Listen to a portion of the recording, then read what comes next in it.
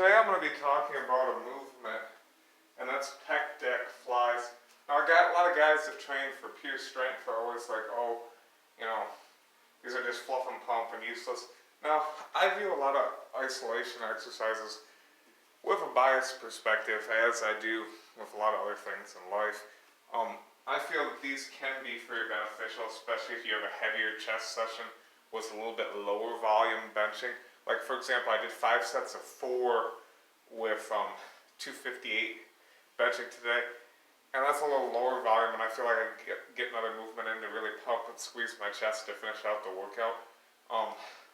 Keep in mind, if I were to do something like, if I were to do 8 sets of 4 with 353, I probably wouldn't even bother. Or if I were to go up on my 10 by 3 and do, 263 or whatever, or, some of those higher volume workouts, I wouldn't bother with it. But if I have a little bit lower volume of a day, I'll mess with an isolation movement like this, as I would with the leg press for, my quadriceps. So, not completely useless. And the way I do them, this is, what's the brand here? This is Used Machine. It's a Bodysmith Parabody. So, the way I like to do them on this is I like to just put my arms in the center, get a slight arch, put the tension in it, squeeze them together. 2, 3,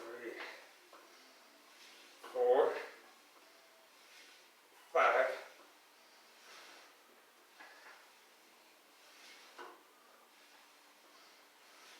8,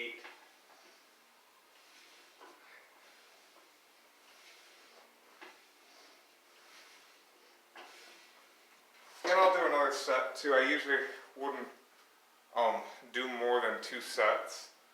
Usually just 1 or 2 sets of anywhere between 10 to 25 reps. Really focusing on squeezing being the biggest component. Putting these in together, making them touch.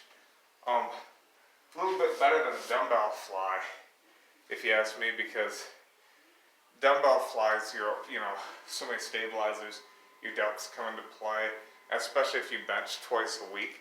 That might, pre-fatigue the hell out of your delts and stabilizers.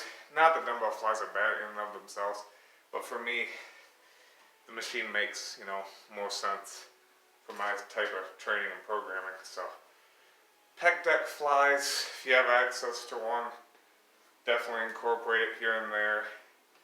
Can be beneficial. Like I said, it's not going to be a bread and butter type exercise, but throw it in if you have access to it. Won't hurt.